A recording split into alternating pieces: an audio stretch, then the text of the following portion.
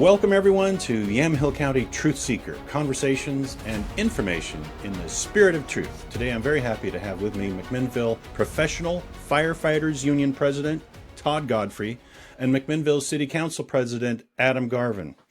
Welcome, gentlemen, and thank you for taking the time to join me today, and especially thank you for your hard work on behalf of McMinnville citizens, including me. I feel safer and cared for. But welcome. Thanks for having us. Thanks for having us, Todd. Thanks for getting us out there to engage with the community. My pleasure.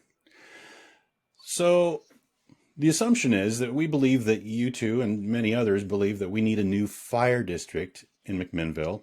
On the one hand, today we're going to be talking about essential services and what that looks like. And on the other hand, we'll be talking about the money aspect as we prepare for a vote on May 16th. First, what exactly are the conditions that necessitated this move? Let's start with response time for fire and emergency medical situations. Based on some standard, are we too slow right now in getting to the people? And if so, why?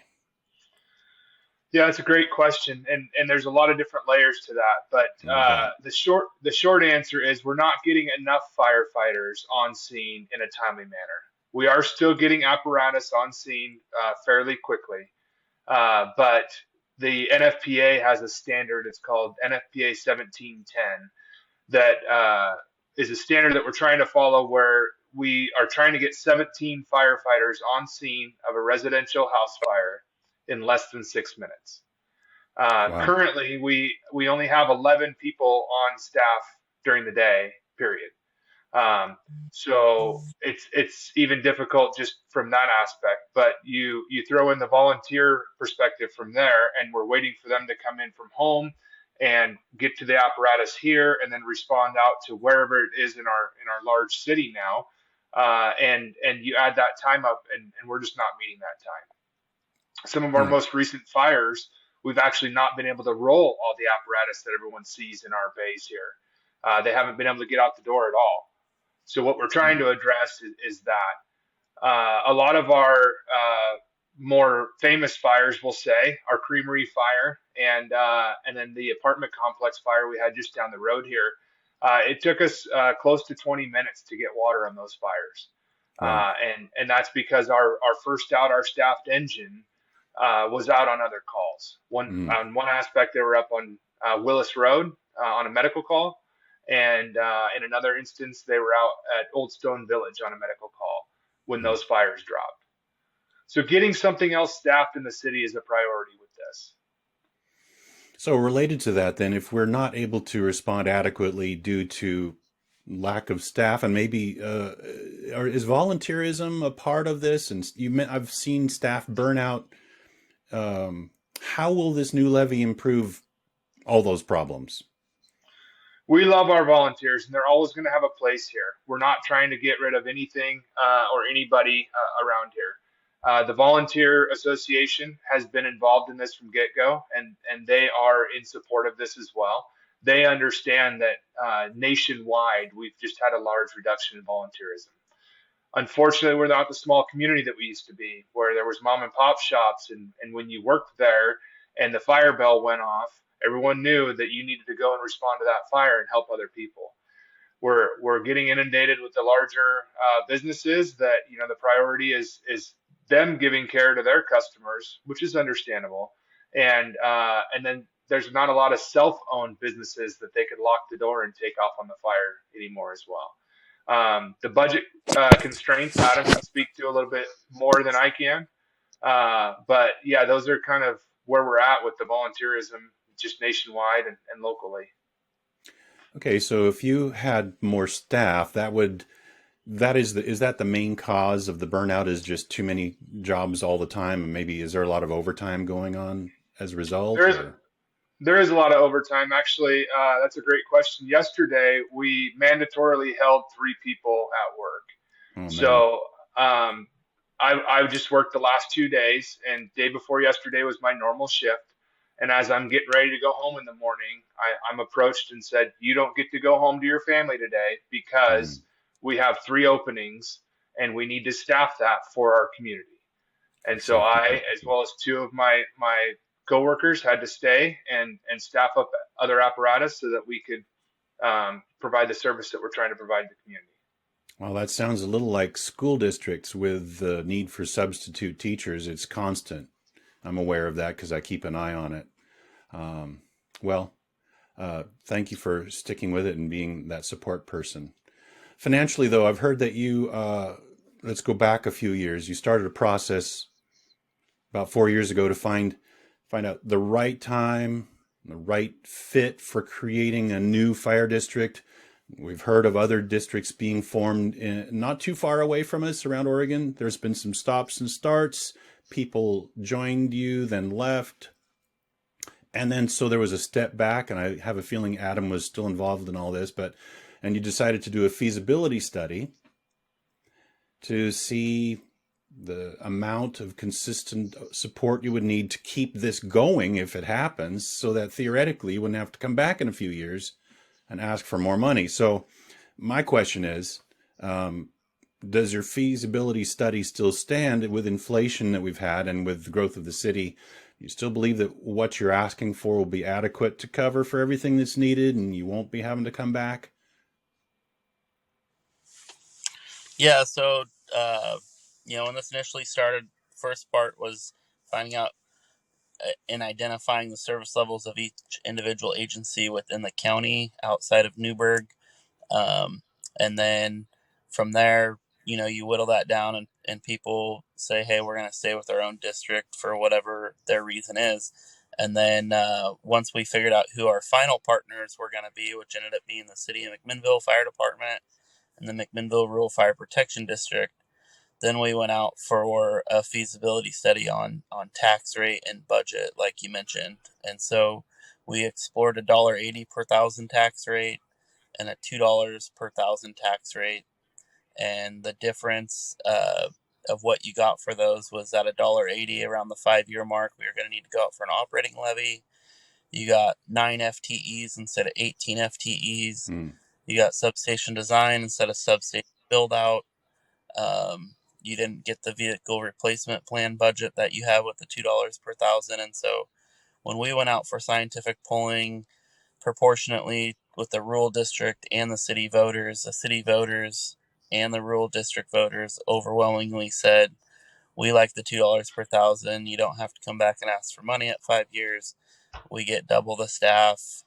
We get actual increase in service levels with additional stations placed throughout the new district, one in the northwest sector, one in the southeast sector out by the airport, which has direct benefit to the rural voters and reducing their response times, and also create some insurance savings for those rural voters if they're within 5 miles of those staff stations. And so that's how we landed on the $2, is that we didn't want to have to come back in 3 to 5 years and say, hey, we need an operating levy to keep the staff on board.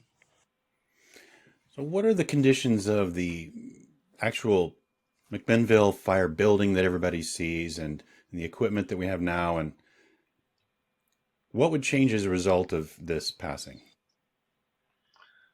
Yeah, currently we are in a building that was built in 1986. It has not been seismically upgraded.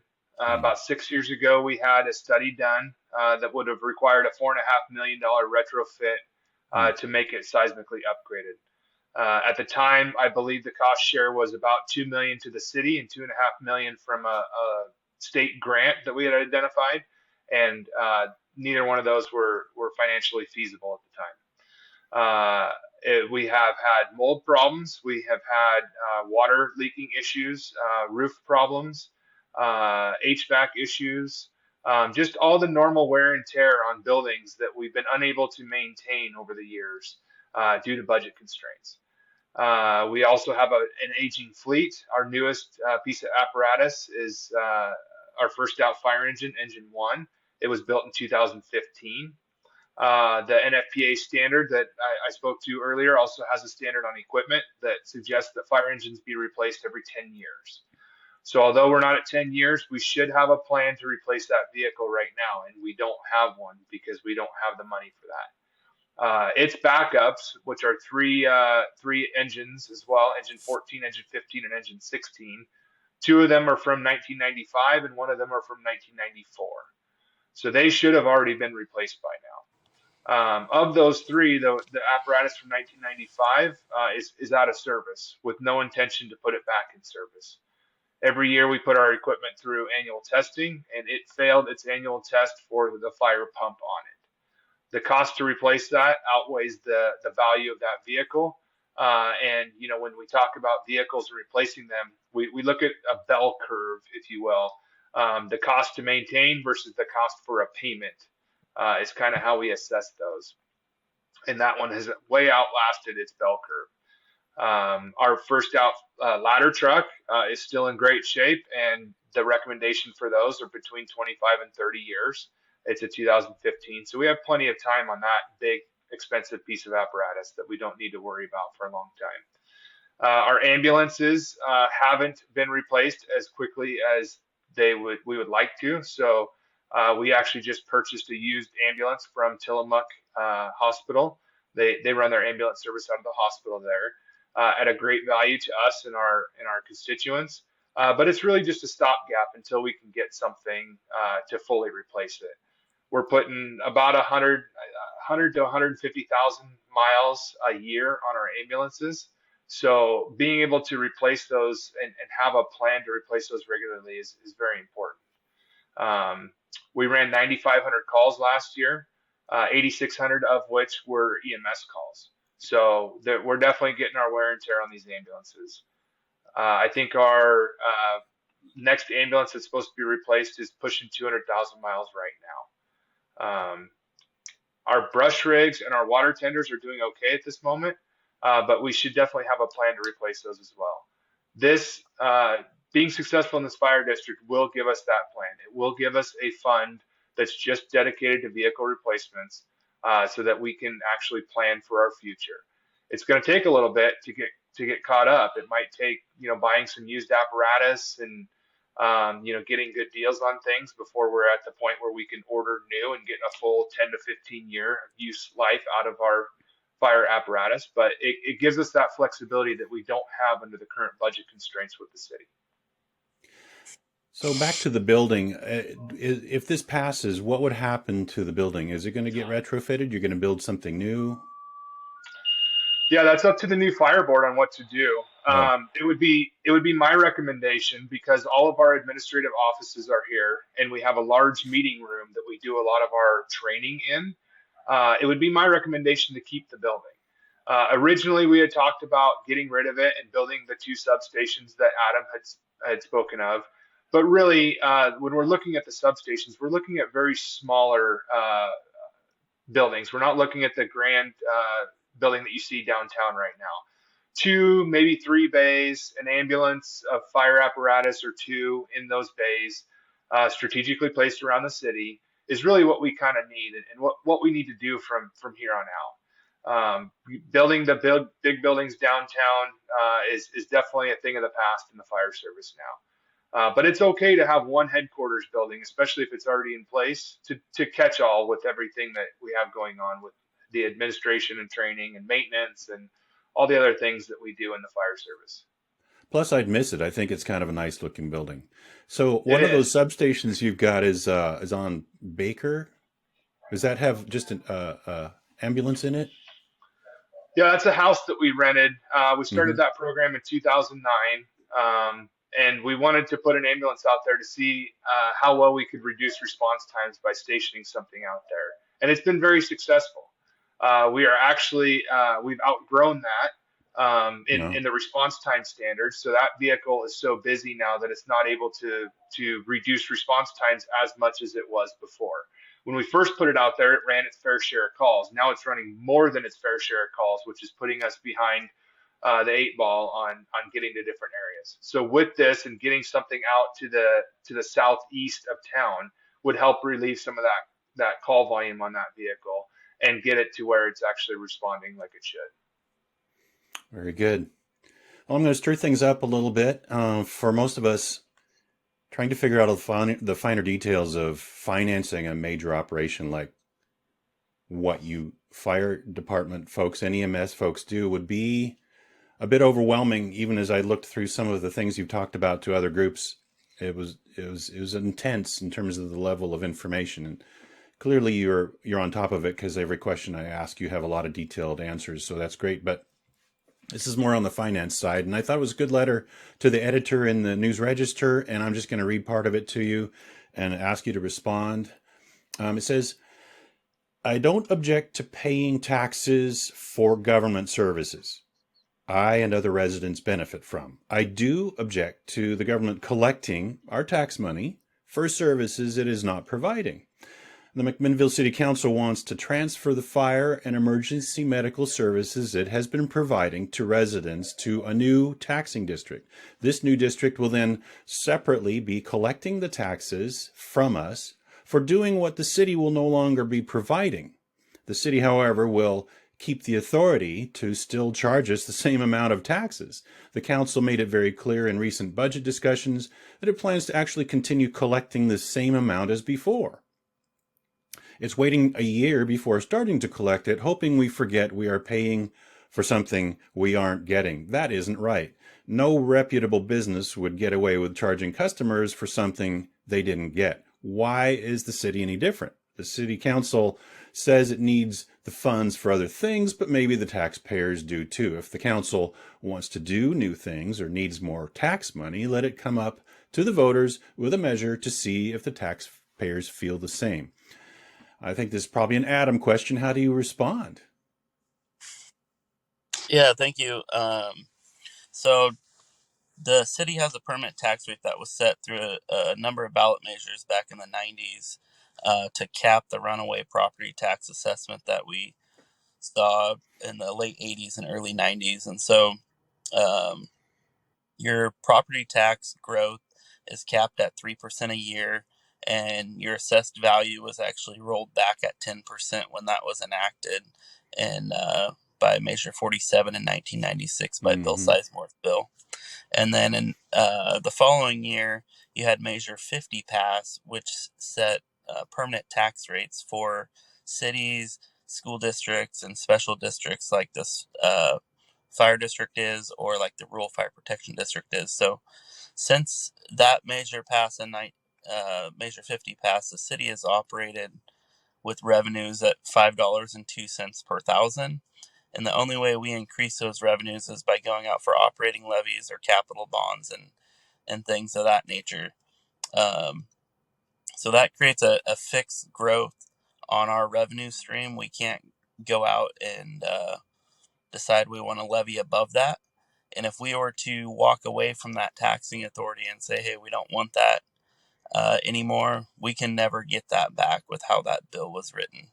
So we can, as the budget committee and the city council, can elect to levy a different amount.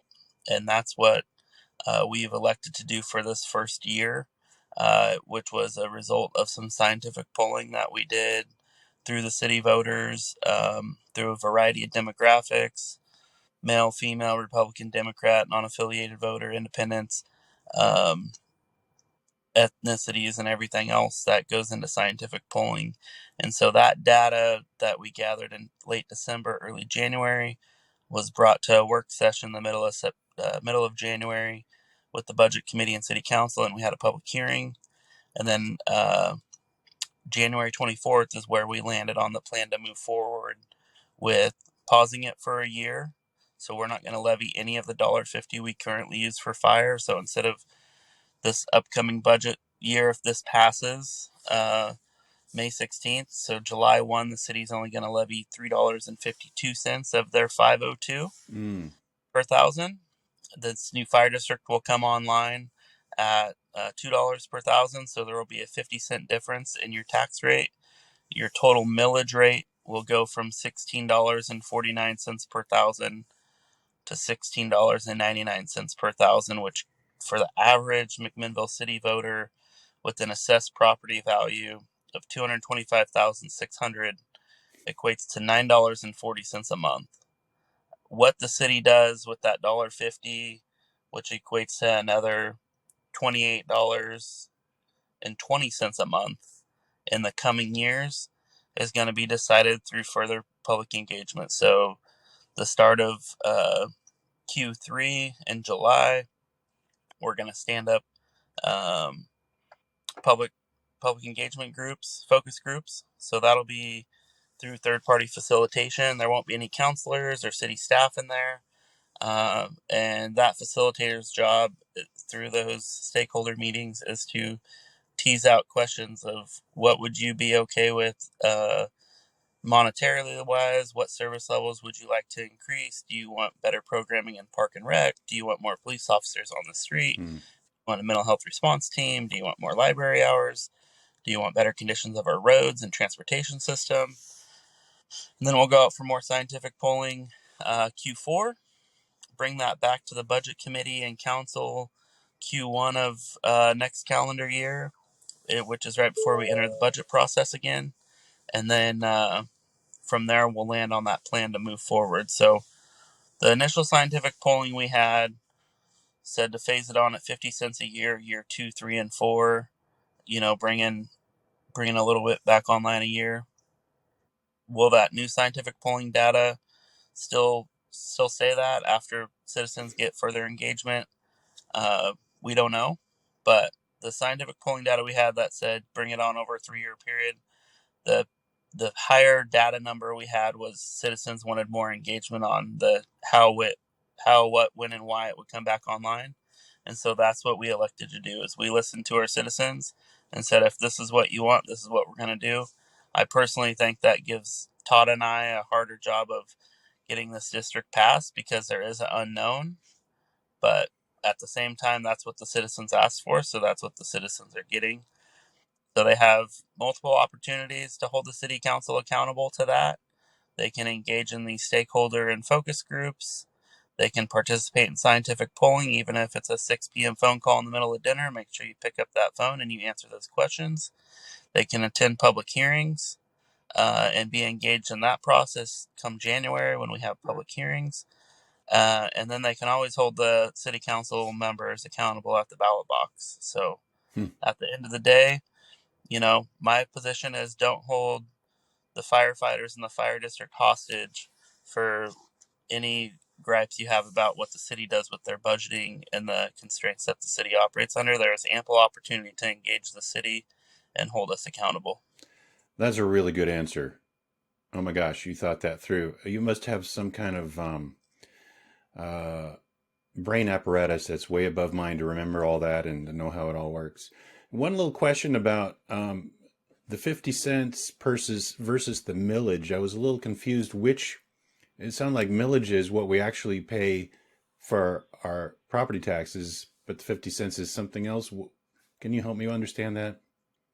Yeah, so currently as a McMinnville city voter, your total millage that you see on your tax bill is figured at $16.49 as that total millage rate. That includes the school district, Chemeketa Community College, any capital bonds anybody has out, as well as that $5.02 we talked about from the city. If this passes May 16th, the millage rate you're going to be billed for this coming fiscal year 23-24 will go from $16.49 to $16.99. But what you're actually voting on is for a new permit tax rate at $2 per thousand to come online for fire and EMS service of this new fire district. And so you're voting for a new permit tax rate to go from $16.49 to $18.49. It's an additional $2 in tax that's coming online. But since the city is electing not to levy their $1.50 that they could levy, you're only seeing a 50% increase year one. Got it. Well, that's probably as far as I'm going to be able to understand it. So I appreciate it. I hope others will grasp it a little better than me. But it doesn't matter because I have a tendency to be pretty steadily supportive of police and fire, and I don't think they're going to try to deceive us in terms of doing what they need to do to take care of the citizens. I've heard that a separate district, should this pass in May, can get grants more easily. If that's so, where do those grants come from? What would be at the top of the list for their use? Would it be new substations, You talked about newer or less used vehicles. Would it be increased salaries, more permanent staff? Yeah. So when you apply for a grant, most grants are federal grants that are out there for fire and EMS. And currently, our biggest need is we have obsolete breathing apparatus equipment, or SCBAs. So what the firefighters use to breathe oxygen when they go into a house or if they're around a car fire or any hazardous material. Those are so old and outdated that we currently use broken ones to fix other ones that break. Mm. So we have a graveyard of parts, but there is no new parts being manufactured. We have to source that broken equipment from around the United States, and there's a guy in Montana that helps us out quite a bit on that. So getting a grant to secure new breathing apparatus would be a priority for this new fire board. There's safer grants out there, which typically pay for a portion of staffing for initial years while you're bringing them on. So we could look at safer grants to offset some of this cost of this additional staffing in the initial years, which would create a cost savings for the taxpayer and this fire district. So we could use that money in apparatus replacement or substation build out. Um, there is grants as well for stations and response times. The southeast quadrant, we have the airport out there, and there is FAA grants because currently we don't have any fire suppression at the airport. And so if this fire board elects to station something on the airport grounds, they could potentially apply for those FAA grants. Right now, the Salem Airport Fire Station gets about $1 million a year in grant funding just for that specific fire station on the Salem Airport. Um, what I could tell you it's not for is it's not for salary increases. It's not for bloated administration. It's not for things of that nature. It's how the grants are written is, direct impact in your service level that is delivered to your citizens and your district as a whole. What the fire district does as far as grant writing goes is you're gauged as a fire district independently, where right now when we apply for a grant as a city department, you have to put everything on the balance sheet with that grant. So that includes our great wastewater fund from decades ago when our city pioneers said, let's go to a pay as we go model instead of capital bonds for wastewater, which elevates wastewater rates. And that's why we have some of the lowest water and sewer rates in the state, is because we had the foresight to do that and create those savings accounts. But the downside is it puts us in a lesser position for fire, police, and other federal grant programs that are out there. So, being an independent body, that is, they're only looking at the fire department's finances and not the city's finances as a whole.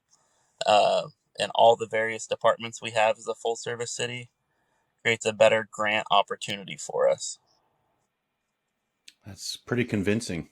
Well, you're swaying me here. Not that I wouldn't have been already on your side. It's good to know because people would rather have more information than less when it comes to especially taxes. So, Todd, do you have anything you want to add before we wrap things up? Any particular thing we should know? Just a couple things. Just a couple things. There are the Oregon State Fire Marshal's office has started a new grant program as well. It's only this is year two of it, so it would give us opportunities for some state grants as well, not just the federal grants. The nice thing with the federal grants is if we did use those for the projected personnel increases that we'd like to do over the next 5 years, those grants are you can hire those individuals for free for 3 years. You don't have to pay any of their wages or benefits for 3 years with those grants. So that's an amazing opportunity as we're looking to add staffing moving forward. The other thing I wanted to put in is kind of a concern that we've been seeing or hearing a lot lately when we're getting compared with what we're trying to do in McMinnville to maybe what had happened in Newburgh. It sounds like there were some promises made in Newburgh or some suggestions on what Newburgh would do when they were annexed into a different fire district over there as far as building stations. I wanted to put it out there that the difference between what Newburgh is doing and what we're doing is that we have to have these fire stations. We don't have any room in our bunk area for volunteers to stay with us overnight, to start a student program that we would like to do. And then one of the other new things that's happening in this state is a internship program or an apprenticeship program where the state chips in funds for any individual off the street who passes, the backgrounds and everything that they need to pass to move from their plumbing position to being a firefighter. They come and they start their firefighting experience with the fire agencies, and we put them through school and training, and they get on the job training like a normal apprenticeship that you would see with plumbers and electricians. There's a lot of good programs out there, but we're very limited because of the way that we are right now with the one station downtown. So expanding out is a necessity. We have to do it one way or the other. If we can't do it with this, we have to look at doing it in other options, or else we are just going to be completely constrained by this building and the way that we're operating now. Very good. How can people find out more from you? Would it be a fact sheet, something, a website, contact you directly? What's the most efficient for the average person? Yeah, so we have a website called safermcminnville.com. We're also on social media handles, Instagram and Facebook, under that same tagline, A Safer McMinnville. You can always find my personal contact information on the City Council website, mcminnvilleoregon.gov, and click the City Council tab. That'll have my cell phone number as well as my email. Leave me a voicemail. If I don't answer, I'll call you back. And then we do have other various engagements throughout the community. We've been speaking to various service groups since the first of the year, and we're actually going back to them now that we've landed on this path forward with the $1.50. My goal first and foremost is to have an informed voter. So I totally get that not everybody's going to come on board, but I want to make sure that any misinformation is quelled and that we have the facts out there. So we've had a very diverse group of endorsements, unanimous endorsement from the Chamber Board, Visit McMinnville, Yamhill County Democrats, Yamhill County Republicans. We have a couple county commissioners that wrote letters of support from a rural perspective. But first and foremost is just having that informed voter. Your new fire board will be elected at the same time as this ballot measure, May 16th. That's a 5-member board from a slate of 9 candidates. And in full transparency, I did submit paperwork to run for that fire board. And the reason for that is I want to make sure that this plan is implemented as designed and it's built out to its full potential. So, I don't remember hearing about. That's odd because people would be running for something that may not exist, depending on how the vote goes. and that Go ahead. That's by state statute. So, Sure. You would think, okay, well, wouldn't you pass the ballot measure and then maybe in November you would vote for a board?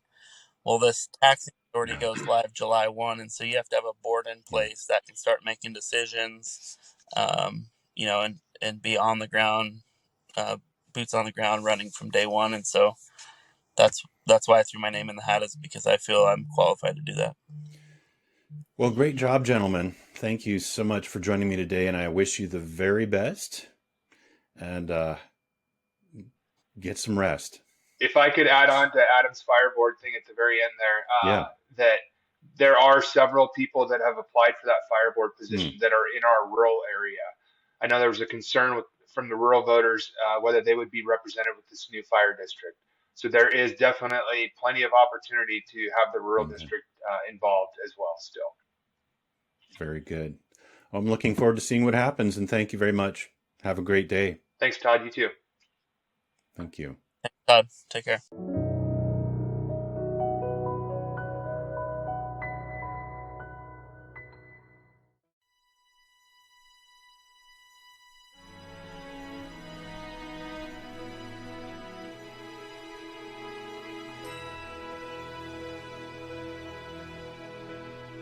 I pledge allegiance to the flag of these United States of America, and to the republic for which it stands, one nation under God, indivisible, with liberty and justice for all.